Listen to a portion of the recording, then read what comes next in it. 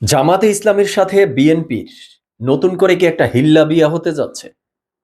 তাদের মধ্যে যে পুরাতন প্রেম, সেই প্রেম কি আবার জাগ্রত হচ্ছে নাকি?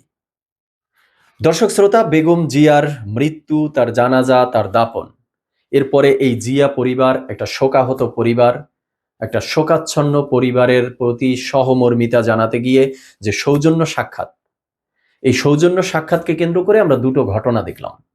একটি হলো জামাতে ইসলাম এই সৌজন্য সাক্ষাৎ করতে গেছে বা সহমর্মিতা জানাতে গিয়েছে তারেক রহমানের সাথে বা তারেক রহমানের পরিবারের সাথে বা এক কথায় বিএনপির সাথে। অপরদিকে ডাকসুর প্যানেল থেকে বা শিবিরের প্যানেল থেকেও এই সহমর্মিতা জানানোর জন্য সৌজন্য সাক্ষাৎ করতে তারা গিয়েছিল এবং প্রাথমিক পর্যায়ে আমি এটি পজিটিভলি নিয়েছিলাম এবং আমার কাছে ভালো লেগেছিল নিঃসন্দেহে যে এটা ভালো উদ্যোগ। কিন্তু পরবর্তীতে আমরা যেটা দেখলাম, চলুন তথ্যচিত্রের মাধ্যমে একটু দেখার চেষ্টা করি। জামাতের আমির সেই সৌজন্য সাক্ষাতের মিটিং থেকে বের হয়ে সাংবাদিকদের প্রশ্নের উত্তরে বলেছে, অতীতে একসঙ্গে কাজ করেছি, ভবিষ্যতেও একসঙ্গে কাজ করব, এই বিষয় নিয়ে নাকি এই মিটিংয়ে আলোচনা হয়েছে। এরপরে দেখেছি শিবিরের পক্ষ থেকে জানানো হয়েছে যে ছাত্রদল এবং শিবিরকে কাঁধে কাঁধ মিলিয়ে কাজ করার পরামর্শ দিয়েছেন তারেক রহমান। আর এছাড়াও দেখেছি একজন ইসলামী স্কলার মিজানুর রহমান আজহারি, তিনি বলেছেন এক টেবিলে বিএনপি জামাত, নতুন বাংলাদেশের প্রতিচ্ছবি।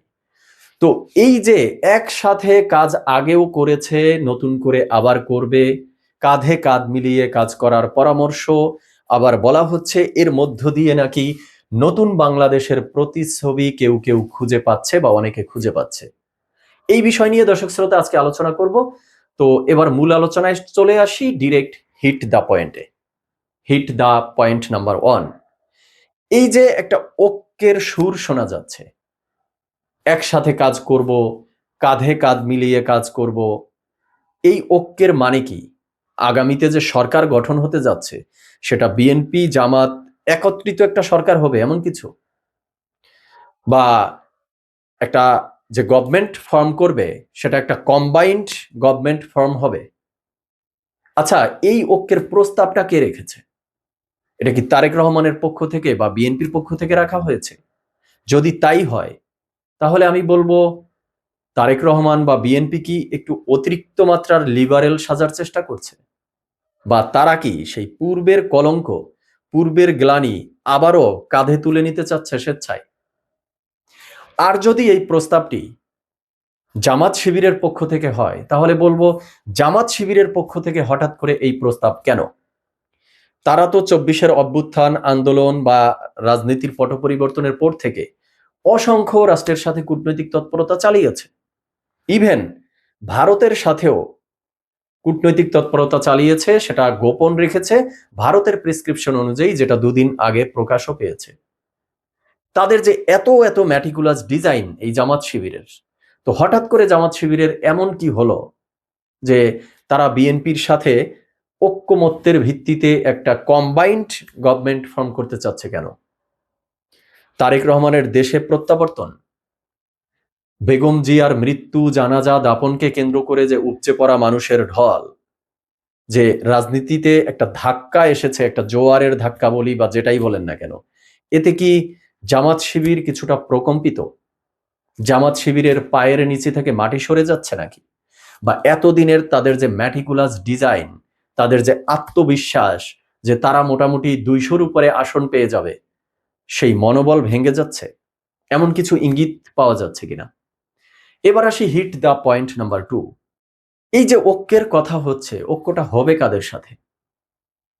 যাদের সাথে ৫ই অগস্টের পর, অভ্যুত্থানের পর সম্পর্কের ছিন্ন হয়ে গেছে, তাদের এক কথায় ডিভোর্স হয়ে গেছে।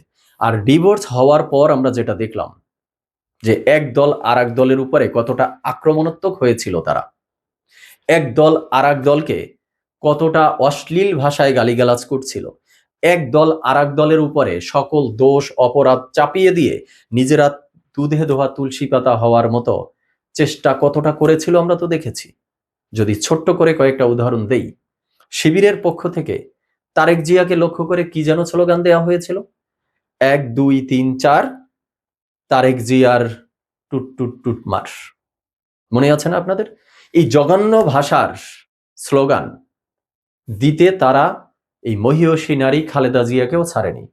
খালেদা জিয়াকে নিয়েও বলেছিল 1 2 3 4 খালেদা জিয়ার আমি আর সামনে না আগাই। এরপরে আমরা কি দেখেছিলাম, যে জামাতে ইসলামের পক্ষ থেকে তারা একই সাথে জামাত বিএনপি যখন ক্ষমতায় ছিল একাধিকবার তারা দুর্নীতিতে চ্যাম্পিয়ন হয়েছিল, কিন্তু জামাতের আমির সাহেব, সেক্রেটারি জেনারেল, তারা বলে দিলেন যে অমুক দলটি দুর্নীতিতে চ্যাম্পিয়ন হয়েছে 4 বার 5 বার, কিন্তু আল্লাহর রহমতে আমাদের দলে এতজন মন্ত্রী ছিল, এতজন এমপি ছিল, তারা দুধে ধোয়া তুলসী পাতা, সাক্ষাৎ ফেরেশতা। তার মানে কি, অন্যায় অপরাধ সব আর এক দলের উপরে দিয়ে দিলাম, অথচ একসাথে তাদের বিবাহ বন্ধনে তারা আবদ্ধ ছিল। এখন দোষ সব তাদের, এদের কোনো দোষ নেই। তো এবার আপনারা বলতে পারেন যে বিএনপির পক্ষ থেকে কি জামাতকে লক্ষ্য করে কোনো অশ্লীল ভাষায় গালিগালাজ বা কটাক্ষ করা হয়নি? হয়েছে, কিন্তু শুরুটা কারা করেছে সেই বিচার আপনারা দেখেন। ছাত্র দলের পক্ষ থেকেও শিবিরকে বলা হয়েছে 1 2 3 4 শিবিরের অমুক মার বলা হয়েছে, বা বিএনপির পক্ষ থেকেও জামাতকে বেঈমান, প্রতারক এগুলো বলা হয়েছে, ধর্ম ব্যবসায়ী এগুলো বলা হয়েছে। তো কোনটা সত্য কোনটা অযাচিত সেগুলো আপনারা বিচার করেন। কিন্তু আমার কথা হলো, একই সাথে আপনারা প্ল্যান পরিকল্পনা করলেন, অন্যের নারিকেল বাগানে গিয়ে নারিকেল গাছে উঠলেন, নারিকেল পেরে খাইলেন, দিনের বেলা যখন ধরা পড়ে গেলেন তখন বললেন যে সব দোষ ওর, আমি দুধে ধোয়া তুলসী পাতা, আমি সাক্ষাৎ ফেরেশতা। এটা কোন ধরনের অ্যাটিটিউড? আমরা সমাজে দেখি যে অনেক হাজবেন্ড ওয়াইফের মধ্যে বিবাহ বিচ্ছেদ হয়ে যায়, তারপরে অনেক সেই সাবেক হাজবেন্ড ওয়াইফের মধ্যে এমন অ্যাটিটিউড আমরা দেখি যে একজন আর একজনকে নিয়ে আলোচনা উঠলে ন্যূনতম সম্মান বোধটুকু তারা দেখায়, একজন আর একজনকে নিয়ে কোনো বিষাদগার করে না, সম্মান দিয়ে কথা বলে। আবার এমন শ্রেণীর সাবেক হাজবেন্ড ওয়াইফও আমরা দেখি যে একজন আর একজনকে গোষ্ঠী সহ ধুয়ে দেয়, অশ্লীল অশ্রাব্য ভাষায় গালিগালাজ করে। তার মানে এই দুই শ্রেণীর মধ্যে পার্থক্যটা কি? পার্থক্য তাদের পারিবারিক শিক্ষার, পার্থক্য তাদের অ্যাটিটিউডের, পার্থক্য তাদের মেন্টালিটির। তো এই যে 5 অগস্টের পরে জামাত বিএনপির মধ্যে বিচ্ছেদ হলো, ডিভোর্স হলো এক কথায়, তারপরে জামাতের পক্ষ থেকে, শিবিরের পক্ষ থেকে বিএনপিকে, ছাত্রদলকে যে আক্রমণ করা হলো, আক্রমণাত্মক আচরণ করা হলো, সকল অন্যায় অপরাধের দায় তাদের মাথায় তুলে দেয়া হলো, অশ্লীল ভাষায় অশ্রাব্য ভাষায় গালিগালাজ করা হলো, আবার বিএনপির পক্ষ থেকেও যেগুলো প্রতি উত্তর দেয়া হলো, এর দ্বারা কি প্রমাণিত হলো? এরা কোন শ্রেণীর, কারা কোন শ্রেণীর, আপনারা একটু জাজ করবেন দর্শক শ্রোতা। তাহলে তাদের সাথে আবার ঐক্যের সুর শোনা যাচ্ছে, কিন্তু কেন? এই প্রশ্নটা আমার থাকলো, কিন্তু কেন? এবার আসি হিট দ্য পয়েন্ট নাম্বার 3। এই যে মিজানুর রহমান আজহারি বলছেন যে এক টেবিলে বিএনপি জামাত, এটা নতুন বাংলাদেশের প্রতিচ্ছবি। আমি এখানে নতুন বাংলাদেশের কোনো প্রতিচ্ছবি দেখি না, কারণ বিএনপি জামাত শুধু এক টেবিলে না, তারা তো দীর্ঘদিন ধরে এক খাটে ছিল। 24-এর অভ্যুত্থান, 5ই অগস্ট, তারপরে তাদের বিবাহ বিচ্ছেদ হয়েছে। তো এখন তো মাত্র এক টেবিলে বসেছে, এখানে নতুন প্রতিচ্ছবির কি আছে? আমি তো দেখতেছি সেই পুরাতন কাসন দিয়ে আবার নতুন করে ঘাটার একটা প্রয়াস ছাড়া আর কিছু না। এবার আসি last hit the point number 4। এই যে এতক্ষণ ধরে আলোচনা করলাম যে একটা ঐক্যের সুর শোনা যাচ্ছে, একটা কম্বাইন্ড গভর্নমেন্ট ফর্ম করার আলোচনা হচ্ছে, এই প্রস্তাব যদি বিএনপির পক্ষ থেকে উত্থাপিত হয় বা বিএনপি যদি কোনোভাবে এই প্রস্তাবে এগ্রি হয়, তাহলে আমি মনে করি বিএনপি নতুন করে আবারও সেই পুরাতন ভুল করবে, পুরাতন কলঙ্ক বিএনপি আবার নতুন করে গায়ে মাখাবে। বিএনপির ক্ষমতার 3বারের মতো পালাবদল হতে যাচ্ছে, জিয়াউর রহমানের হাত ধরে, বেগম জিয়ার হাত ধরে, এখন 3য়বারের মতো তারেক রহমানের হাত ধরে। এই তারেক রহমান বলছে যে তিনি একটি প্ল্যান নিয়ে এসেছেন এই দেশের জন্য। বিএনপির পক্ষ থেকেও বলা হচ্ছে নতুন করে এই রাষ্ট্র কাঠামোকে গড়ার জন্য তারা গড়বে, তারেক রহমানের প্ল্যান দিয়ে এই রাষ্ট্রকে নতুন করে সংস্কার করবে।